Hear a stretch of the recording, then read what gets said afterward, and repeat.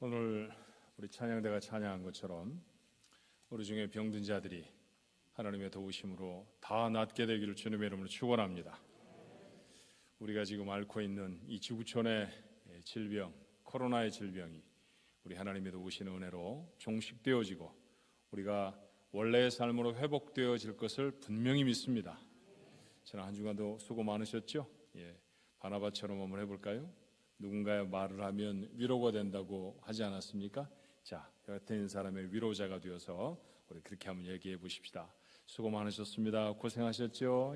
수고하셨습니다. 고생하셨습니다.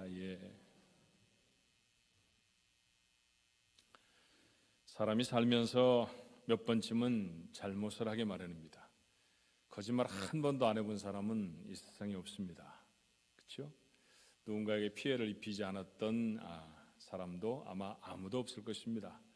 어렸을 적 개구쟁이 시절부터 철이 들어서 지금은 점점 나이가 들어가는 이 시간에도 뭔가 우리는 늘 잘못하며 삽니다.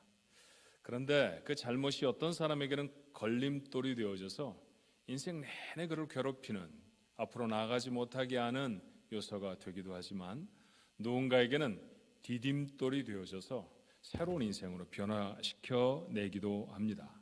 그런 반전의 인생은 그 인생을 살아가는 사람에게도 또 그 사람을 보는 사람에게도 시원한 기쁨이 되지요. 사회적으로 중대한 잘못을 한 사람들을 가두어 두는 곳 뭐라고 그러나요? 교도소 그렇게 말합니다. 한 번도 경험이 없으셔서 우리는 잘 모르네요, 그죠? 보통 영어로 말하면 제일 그렇게 말하는데 여러분 아세요? 그런 교도소가 위치해 있는 곳을 자동차를 타고 지나가다 보면 제일이라고 써놓은 데는 한 군데도 없습니다. 모두 다 correctional facility 이렇게 써놓죠. correct 한다는 말은 고친다, 교정한다 그런 뜻이잖아요. 그러니까 그 말을 굳이 우리말로 풀어 말하면 교정시설 그런 뜻입니다. 새 사람이 되어 세상에 나와 우리와 함께 사십시다. 그런 희망을 담아서 그런 이름 붙인 거 아닐까요? 세상에 죄를 짓고 잘못한 사람에게도 우리가 그런 희망을 갖습니다. 긴 고난의 시간을 지나고 있죠. 그러다 보니 인생이 단단하게 여물어 가는 부분도 있습니다만 어떤 부분은 부서지고 무너지기도 합니다. 부서지고 무너진 채로 그냥 놔둘 수는 없습니다. 회복해야 합니다. 그 중에 시급한 건 하나님과의 관계라고 생각합니다. 여러분 잘하고 계시나요? 한 2년 동안 저희들이 팬데믹, 코로나의 사태를 지나갔습니다. 여러분 하나님과 더 많이 가까워지셨습니까? 아니면 우리의 삶이 뭔가 하나님과 서먹해지고 부끄러운 모습이 되어져 있으십니까? 시편 전체는 5권으로 되어 있습니다. 요즘은 전자성경도 많으니까 전화라든지 태블릿이라든지 이런 곳에 옮겨놓은 성경에는 때때로 글이 없을 수도 있고 있을 수도 있지만요.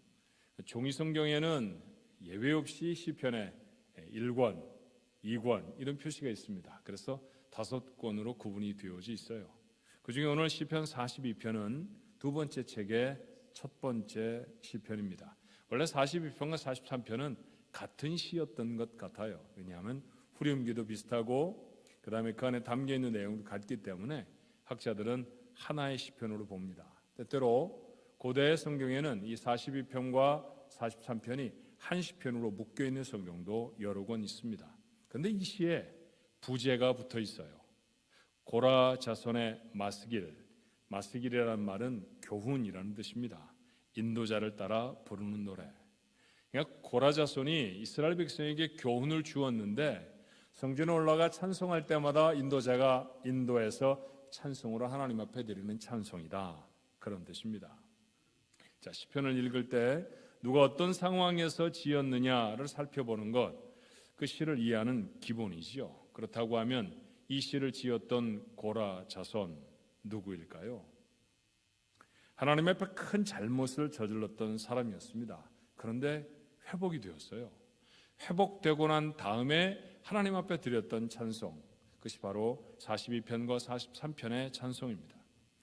출애굽한 지 한 2년쯤 되었을까요? 이스라엘 백성들 속에 심각한 분열이 생겼습니다. 자, 그때의 상황을 민수기가 우리에게 이렇게 설명합니다. 1절로 2절의 말씀이에요. 16장 1절로 2절. 레위의 증손 고핫의 손자 이스라엘의 아들 고라와, 여기 고라가 있네요.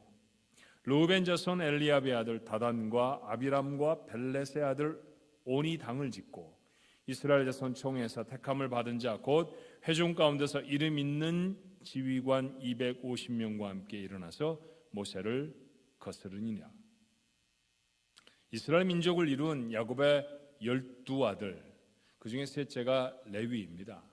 그 족속은 하나님을 예배하는 일에만 봉사하도록 구별된 특별한 사람들이죠. 그런데 그 레위의 증손자인 고라가 이스라엘 중에 이름이 난 지휘관 250명과 반란을 일으켰다라는 거예요. 모세를 더 이상은 따르지 못하겠다, 내가 이제는 이 백성을 인도하겠다, 일어섰다는 얘기입니다. 이스라엘 백성 얼마 전에 가데스 바네아라는 곳에 멈추었죠. 뼈아픈 사건이 있었습니다. 자, 정탐꾼을 보내서 그 땅을 다 탐주하고 돌아왔는데 두 가지 의견이 있었어요. 너무너무 기가 막힌 땅입니다. 갖고 온 열매를 보십시오. 이렇게 풍성합니다. 그런데 못 얻습니다. 살고 있는 사람들이 너무 힘이 강해서, 너무 키가 커서 우리 그 사람들하고 비교하니까 메뚜기처럼 보입니다. 우리는 올라가지 못합니다. 울고불고 난리가 났습니다.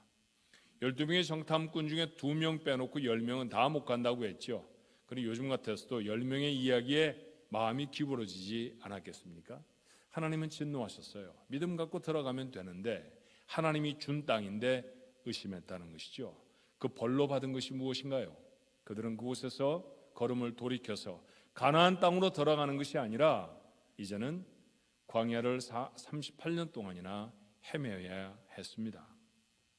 자, 기한이 있는 광야 생활입니다. 38년이니까 말이죠. 그렇지만 누구도 38년이 짧다라고 말할 수 있는 사람은 없을 겁니다. 그 긴 세월 동안 이 광야를 지나가야 합니다. 더군다나 출애굽의 놀라운 기적을 경험했던 사람들은 이 땅에서 모두 다 죽어야 한다는 얘기죠. 그러니 얼마나 마음이 상했을까요? 그 상한 마음이 아마도 또 다른 지휘자를 원했을 것입니다. 이제는 고라가 앞장서서 모세를 대신할 리더가 되겠다고 나섰습니다. 심각한 상황이에요. 만약 이 상태라고 하면 남은 광야 기간 동안 이스라엘 백성은 질이 멸렬해서 다 사라져버리게 될 것입니다. 그래서 하나님 그들 속에 개입하시죠. 자, 민수기 16장 19절이에요. 고라가 온 회중을 회막문에 모아놓고 그 두 사람을 대적하려 하며, 이 두 사람은 두말할 것도 없이 모세와 아론이겠죠. 여호와의 영광이 온 회중에게 나타나시느니라. 하나님이 그곳에 나타나셨습니다. 그리고 그 사건의 결국은 어떻게 되었을까요?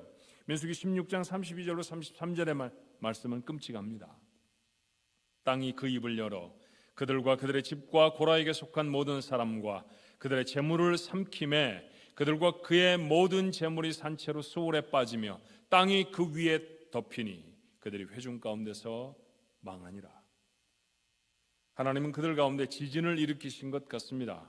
그리고 고라와 그의 자손들, 아마도 그 일에 동조했던 250여 명의 유력한 이스라엘의 지도자들, 그 모두가 다 땅속으로 사라져버렸습니다. 가족들도 소유하고 있던 것들도 모두 다 말입니다. 성경의 표현대로 말하면 고라 자손은 이스라엘 회중 가운데 망해버렸습니다. 하나님은 이렇게 모세의 지도력을 이스라엘 백성 속에 세우셨습니다. 하나가 되어져야 한다는 사실은 분명했죠. 자, 그렇게 겨우 분열은 수습이 되었습니다만 이 사건은 아마도 이스라엘 백성에게 큰 상처가 되었을 것입니다. 오랫도록 역사 속에 지워지지 않고 오래오래 기억되지 않았을까요? 이렇게 큰 사건이, 이렇게 한 가족이, 한 집안이 궐이 나도록 다 사라져버린 경우는 이후에도 별로 그렇게 흔하지 않은 사건이기 때문이죠. 그런데 고라 자손의 이야기는 이후에도 계속 발견이 됩니다. 사라지지 않았다는 이야기예요. 시간이 한참 지난 후의 기록입니다만 역대상 6장 31절에 보니 이런 기록이 있습니다. 언약궤가 평안을 얻었을 때 다윗이 여호와의 성전에서 찬송하는 직분을 맡긴 자들은 아래와 같았더라. 그리고 이름을 쭉 얘기해요.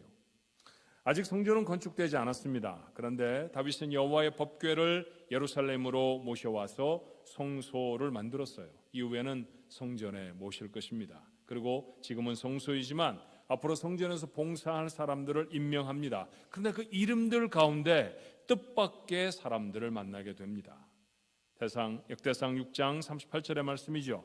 고라는 여기 고라가 한 번 더 나와요. 이스라엘의 아들이요, 이스라엘은 그핫의 아들이요, 그핫은 레위의 아들이요, 레위는 이스라엘의 아들이라. 다 망해버린 것 같았던 고라의 자손들이 470여 년이 지나서 다윗의 시대에 하나님을 찬양하고 예배를 섬기는 사람들로 다시 세움을 받습니다. 이게 동명이인이 아니라는 사실을 성경을 확인하려고 했을까요? 그들의 아버지가 누구고 할아버지가 누구며 그래서 결국은 그들이 레위의 자손이었다는 사실을 분명히 밝히니 이 사람은 바로 민수기에 기록된 말씀처럼 그들이 반역하였다가 모두 다 멸망한 것 같이 보였던 레위의 후손이 분명합니다. 그렇다고 하면 하나님은 광야에서 고라의 자손들을 모두 다 죽이지 않으셨다는 이야기잖아요. 그렇죠? 고라는 하나님 앞에 범죄해서 벌을 받아 지진이 나 땅에 다 묻혀버린 것 같았는데 그 중에 남은 자들이 있었다는 얘기입니다. 그리고 때가 되매 그들을 다시 세우십니다. 회복하게 하시는 하나님이시죠. 하나님은 육체의 욕망에 눈이 멀어서 살인도 서슴지 않았던 다윗을 절절한 회개 후에 회복시키셔서 이스라엘의 부동의 왕으로 세우십니다. 교회를 핍박하고 교회가 사랑하던 집사를 천형한 일에 앞장섰던 바울을 사도로 회복시키셔서 얼마나 놀랍고 위대한 일들을 이루었는지 우리는 모르지 않습니다. 어려운 선교 현장에서 도망치던 마가, 그는 첫 번째 복음서를 기록하는 사람으로 세우셨죠. 자신의 구겨진 몸과 마음으로 강팍하게 살았던 삭개오, 누구보다 자비한 사람으로 회복시켜 주신 분도 하나님 아니셨던가요? 하나님은 어떤 하나님이십니까? 하나님은 회복의 하나님이신 줄로 믿습니다. 우리의 삶에도 왜 부끄러운 것이 없겠어요? 상처도 참 많고 그 상처들 때문에 마음은 삐뚤어지고 그래서 말하는 것도 태도도 지나놓고 나면 후회스러운 삶을 만들어내기가 일수 아닙니까? 지난 2021년도 그랬을 것입니다. 아니 지난 우리의 생애가 그렇죠. 난 분명히 지금 하나님의 사람인데 교회도 안 가고 신앙생활도 멈추니까 하나님의 사람인지 아닌지 구분이 가지 않는 인생을 삽니다. 어려운 시절에 하나님이 도우셔서 살아온 것 분명하지요. 하나님이 도우셔서 제대로 기업을 운영하지도 못하고 회사에 출근도 못했는데도 우리는 오늘까지 잘 먹고 살지 않았습니까? 그러니 하나님의 은혜인 줄로 믿습니다. 그런데 그게 너무 감사한데 하나님이 감사한 게 아니라 하나님이 주신 것이 감사한 것 아닙니까? 하나님보다 하나님이 주실 것에 훨씬 더 간절한 인생이 되어져 버린 것은 아닐까요? 하나님은 점점 희미해져 버리는 삶으로 살아가는 것만 같은 부끄러운 모습입니다. 회복해야죠. 일어서야 합니다. 오늘 고라가 우리에게 회복의 메시지를 전합니다. 하나님은 회복해 하시는 하나님이십니다. 여러분의 하나님이 되시기를 주님의 이름으로 축원합니다. 오늘 본문은 그 고라 자손이 이스라엘 백성을 인도해 드리는 찬송입니다. 지금 이스라엘 백성은 포로로 잡혀 있는 것 같아요. 전쟁에 패해서 나라는 망했고 자신은 외국, 적국이죠. 그곳에 잡혀와 있습니다. 자, 정화를 할 수 있는 몇 가지 말씀들이 있는데 시편 42편 9절의 말씀에 보니 내 반석이신 하나님께 말하기를 어찌하여 나를 잊으셨나이까? 내가 어찌하여 원수의 압제로 말미암아 슬프게 다니니까 하리로다. 지금 원수가 있고 그들에게 압제를 당합니다. 그 원수는 개인의 사사로운 원한 관계의 사람이 아니었던 것처럼 보입니다. 자, 시편 43편 42편과 같은 시편이라고 했죠. 그 1절은 이렇게 말해요. 하나님이여 나를 판단하시되 경건하지 아니한 나라에 대하여 내 송사를 변호하시며 간사하고 불의한 자에게서 나를 건지소서. 경건하지 않은 나라, 하나님을 알지 못하는 나라라고 하는 의미죠. 그 나라의 사람들이 원수가 되어져 자기들을 압제하고 있습니다. 그러니 그들이 포로라고 하는 말이죠. 포로로 살아간다고 하면 얼마나 어려움이 많았을까요? 어떤 어려움들이 머리에 쓰십니까? 경제적인 어려움 있었겠죠. 신분도 아마 차별을 받았을 거예요. 고통스러운 노동도 그들의 몫이었을까요? 익숙하지 않은 문화, 언어는 또 다른 말을 해야 되니 얼마나 어려웠겠습니까? 그런데 이스라엘 백성에게 있어서 가장 고통스러운 뼈를 찌르는 아픔은 따로 있었습니다. 시편 40편 10절의 말씀에 보니 내 뼈를 찌르는 칼같이 내 대적이 나를 비방하여 늘 내게 말하기를 내 하나님이 어디 있느냐 하도다. 내 하나님이 어디 있느냐라고 하는 말에 뼈를 찌르는 칼처럼 느껴졌습니다. 사람들이 말하는 거죠. 하나님 섬기는 사람들이었다며. 옛날에 너네 나라 있을 때 그때 하나님 앞에 나가 제사도 드리고 그랬던 사람들이라며. 지금 그 하나님 어디 있는데? 그렇게 물었다는 거예요. 그 이야기를 들을 때마다 뼈가 칼로 찔리는 것 같았다라는 이야기입니다. 오늘 본문 3절의 말씀에도 사람들이 종일 내게 하는 말이 내 하나님이 어디 있느뇨 하오니 내 눈물이 주야로 내 음식이 되었도다. 먹을 것 마음껏 먹을 수 없는 것이, 갖고 싶은 건 마음껏 갖지 못하는 것이 고통이 아니었습니다. 허드렛 일을 하면서도 평생 2등 국민으로, 외국인으로 살아도 괜찮습니다. 그런데 예배를 드릴 수 없게 되었습니다. 하나님이 안 계신 사람들처럼 조롱당하는 것 견딜 수가 없습니다. 너 키가 너무 작잖아. 너 너무 못생겼잖아. 너 너무 가진 게 없잖아. 너 너무 바보 같잖아. 그 얘기에 마음이 아팠던 것이 아니라 내가 섬기는 하나님 어디 있는데? 라고 하는 비방의 말에 가슴이 터집니다. 눈물이 폭포수같이 흘러내립니다. 이 가슴 아픈 백성들 앞에 고라자손이 섰어요. 그리고 한 가지 사실을 이렇게 기억해냅니다. 본문 4절이죠. 내가 전에 성의를 지키는 무리와 동행하여 기쁨과 감사의 소리를 내며 그들의 하나님의 집으로 인도하였더니 이제 이 일을 기억하고 내 마음이 상하는도다. 고라자손은 전에 이스라엘 백성을 예배하도록 성전에 인도하여 드리던 때를 기억합니다. 그런데 여러분, 지금 왜 이것을 상기하는 걸까요? 자신들이 그런 일을 맡을 만한 사람들 아니었잖아요. 자신들의 조상이 하나님 앞에 모반을 일으켜서 모두가 다 지진이나 땅 속에 다 묻혀버리는, 그렇게 망해버렸던 자손 아니었습니까? 그렇게 죄인이라는 낙인을 찍힌 채 수백 년을 살아도 부족할 사람들인데 하나님이 때가 되면 그들을 일으키셔서 예배자가 되게 하셨고 예배를 인도하는 사람이 되게 하셨습니다. 이게 감당할 수 있는 은혜가 아니라는 것이죠. 하나님이 자신들을 회복시키셨습니다. 고라자손의 하나님, 그 하나님은 무엇보다 회복의 하나님이셨습니다. 지금 그렇게 예배할 수 없어서 마음이 아프지만 그들은 이 회복의 하나님을 기억해냅니다. 그랬더니 새로운 기대가 마음에 솟아올랐어요. 그래서 백성을 이렇게 권면합니다. 5절이죠. 내 영혼아, 내가 어찌하여 낙심하며 어찌하여 내 속에서 불안해하는가? 너는 하나님께 소망을 두라. 그가 나타나 도우심으로 말미암아 내가 여전히 찬송하리이다. 오늘 본문의 말씀은 내 영혼아, 마치 한 사람이 말하는 것 같아도 오늘 이 시의 부제가 무엇이었나요? 고라자손의 맞서기를 교훈이라고 하지 않았습니까? 이스라엘 백성들 앞에 서서 그들 앞에 말합니다. 내 영혼아 어찌하여 낙심해야 하는가? 무슨 말입니까? 여러분, 왜 낙심해 하십니까? 낙심해 하지 마십시오. 하나님은 우리 고라자손을 회복시켜 주셨습니다. 여러분 모두가 다 분명히 아는 사실 아닙니까?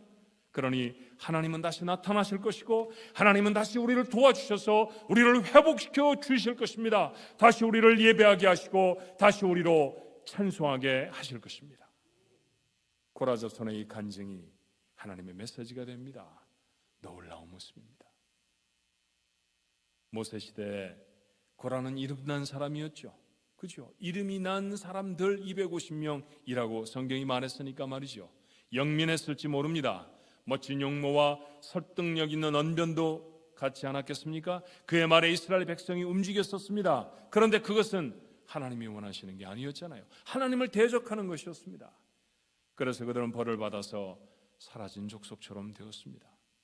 그런데 하나님이 은혜를 베푸셔서 그들을 다시 회복시켜 주셨죠. 그렇게 다시 회복을 받은, 다시 세움을 받은 고라자손은 이제 자기 지식, 자기 재능으로 사는 사람들이 아니었습니다. 그래서 그들은 오늘 시편을 시작하면 이렇게 고백하지 않았던가요? 시편 40편 1절입니다. 하나님이여, 사슴이 시냇물을 찾기에 갈급함같이 내 영혼이 주를 찾기에 갈급하니이다. 이스라엘 땅은 우기와 건기가 분명한 땅입니다. 우기 때 비가 많이 오고 땅에 샘들이 터지면 골짜기가 만들어지고 웅덩이가 생기죠.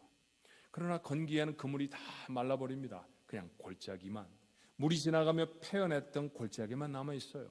하지만 짐승들은 우기 때만 사는 건 아니잖아요. 건기에도 살아남아 있지 않습니까? 그러니 살아남으려고 하면 물을 마셔야 할 것이고, 그중에 사슴은 이곳저곳을 다니며 물을 찾습니다. 혹이라도 물의 자국이 보이면 그 발굽으로 아마도 골짜기를 파제꼈을 것입니다. 조금이라도 축축한 흙이 나오는지, 조금이라도 먹을 수 있는 물이 있는지, 이 골짜기에서 저 골짜기로, 이 물이 담겼던 웅덩이에서 저 웅덩이로 그렇게 물을 찾아 간절히 헤매이고 다니던 사슴의 모습, 이스라엘 백성에게는 너무나 익숙한 모습이죠. 지금 그 모습으로 고라 자손이 간절히 찾는 게 있습니다. 하나님이었습니다. 하나님의 은혜입니다. 하나님만 필요했다는 것이죠. 하나님의 은혜로 회복을 경험한 족속 아니었습니까? 지금 그들에게 가장 필요한 것은 먹고 사는 문제, 지위의 문제, 누가 누구를 어떻게 다스리냐, 지배하느냐, 이런 문제가 아니었습니다. 오직 하나님이었습니다. 그렇게 하나님을 소망하는 사람들이 회복과 위로의 메시지를 백성에게 선포합니다. 그게 시편 42편, 43편의 말씀입니다. 그들은 지금 다시 광야에 내려선 백성들의 확실한 리더가 되어 있습니다. 자신들이 가진 것으로 반역을 통해서 리더가 되려고 했던 시도, 그건 실패했었습니다. 그러나 은혜로 회복된 그 후손들은 하나님을 소망하는 믿음으로 자기 백성을 살려내는 리더가 됩니다.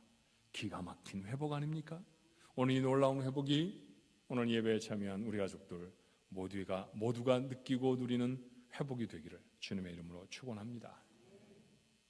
오늘 이 시편을 읽으시며 고라 자손의 우리의 삶을 비교해 보십시오. 우리도 예배를 사모해서 눈물로 뺨을 적십니까? 수많은 세상의 소리들이 우리의 모습을 보면서 하나님이 어디 있느냐고 조롱하는 소리도 들으시나요? 전에는 주일이 아침에 되면 말이에요, 옷 곱게 차려입고 자동차 올라탔었잖아요. 그러면 자깅을 하고 혹시 이 동네 앞에 강아지를 산책시키고 그러려고 동네에 나왔던 이웃들이 우리를 보았습니다. 어떤 이는 운동복을 입고 있었고요. 어떤 이는 아직도 잠옷바람입니다. 그들이 우리에게 묻습니다. 어디 가요?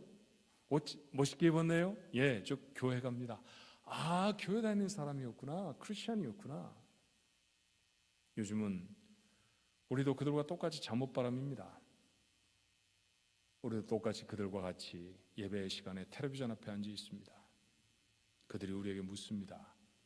하나님이 없습니까? 하나님이 어디 가셨나요? 팬데믹 기간이 길어지면 사람들의 마음이 강팍해져 우리에게 묻곤 합니다. 하나님 섬긴다면서요? 예수 열심히 믿는다면서요? 그 하나님이 왜 세상을 이렇게 가만두신대요? 우리 잘 모릅니다. 왜 하나님이 2년 동안이나 여전히 계속해서 이 어려운 상황을 계속 지속하게 하시는지 우리는 잘 모릅니다. 몰라도, 그 사실은, 그 이유는 잘 몰라도 분명한 거 하나 알잖아요. 하나님은 여전히 지금도 우리와 함께 계십니다. 그 하나님을 간증할 입술이 되어 있으십니까? 그 하나님을 삶으로 나타낼 수 있는 삶의 모습이 여러분의 삶인가 하는 것이죠. 비록 한때 연약하고 심지어 죄를 지었어도 회복해 하시는 하나님의 은혜를 사슴이 시냇물을 찾아 나서듯 그렇게 소망해야 할 줄로 믿습니다. 고라 자손을 회복시키신 하나님이 오늘 우리의 예배를, 우리의 믿음을, 우리의 거룩한 소원을 회복시켜 주시기를 주님의 이름으로 축원합니다. 텐지즈 아블라제라고 하는 사람이 만든 회개라고 하는 오래된 영어가 있습니다. 스탈린 치하에서 핍박받던 크리스찬과 교회에 대한 이야기예요. 수많은 사제들이 잡혀가 노동형에 처해지기도 하고 죽임을 당하기도 했습니다. 예수를 믿는다는 이유 때문에 잡혀간 크리스찬도 부지기수였죠.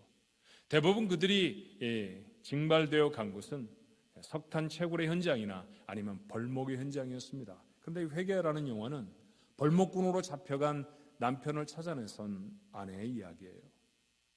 그러다가 죽으면 그저 나무 사이에 집어던져져서 그 나무를 베어서 강에 떠내려 보내게 하면 그 사이에서 시신을 찾는 일이 비일비재했기 때문에 여인들은 위험을 무릅쓰고 강에 떠내려오는 통나무에 올라타 혹 자기의 남편의 시신이 있는지 나무를 들춰보곤 했습니다. 찾을 수가 없었어요. 한 여인이 찾고 또 찾았는데도 남편의 소식을 들을 수도 없고 시신도 찾을 수가 없습니다. 그렇게 헤매던 한 시골에서 기도해야겠다 이런 마음이 들었죠. 마을 사람들한테 물어봅니다. 교회가 어딥니까? 저쪽일걸요? 그래서 그리로 찾아갑니다. 아무리 가도 교회가 나오지 않아요. 마침 곁에 사람이 있어서 묻습니다. 이 길로 가면 교회가 있습니까? 아닙니다. 길 잘못 들었습니다. 그 길로 가도 교회 없습니다. 그때 했던 여인의 말이 이 시대를 살아가는 제 마음에 담겼습니다. 그때 그 여인은 이렇게 말하죠. 그렇군요. 가도 교회가 나오지 않는 길이라고 하면 그걸 무슨 길이라고 하겠습니까? 가도 교회가 나오지 않는 길이라고 하면 그게 무슨 길일 수 있습니까? 살아도 예배할 수 없는 삶이라고 하면 그게 무슨 삶이라 하겠습니까? 숨을 쉬고 있어도 그 호흡을 기도로 사용할 수 없는 숨이라고 하면 그게 무슨 숨 쉬는 거라고 하겠습니까? 내가 지금 음식을 먹고 살아가고 있지만 그러나 하나님의 은혜를 섭취하지 않는다고 하면 내가 숟가락으로 떠넣어 내 입에 집어넣는 음식이 무슨 내 몸에 유익이 되겠습니까? 여러분도 그렇습니까? 여러분도 그런 고백을 합니까? 코로나에 막혀서 교회 가는 길이 다 봉쇄되어져 버린 것 같은 삶으로 매일을 지나지 않나요? 그런 모습으로 살아갑니다. 길을 잃어버린 시대 같습니다. 그런데 그런 답답하고 그런 어려운 마음으로 한참을 지나는데 우연치 않게 찬송 하나를 만났어요. 찬송의 제목이 길을 만드시는 주님이셨습니다. 그렇습니다. 이스라엘 백성이 광야에 내렸었을 때 그 길을 만들어주신 분 하나님이셨잖아요. 이스라엘 백성이 포로로 잡혀갔을 때 이스라엘로 돌아올 수 있도록 길을 만들어주신 분 하나님이시지 않으셨습니까? 우리의 무너져버린 모든 것들을 회복시켜서 다시 하나님께로 나아가도록 길을 만들어주실 분도 하나님이신 줄로 믿습니다. 우리 오늘 같이 한번 이 찬양 나누어 볼까요? 우리 찬양팀과 오늘은 함께 찬양합니다.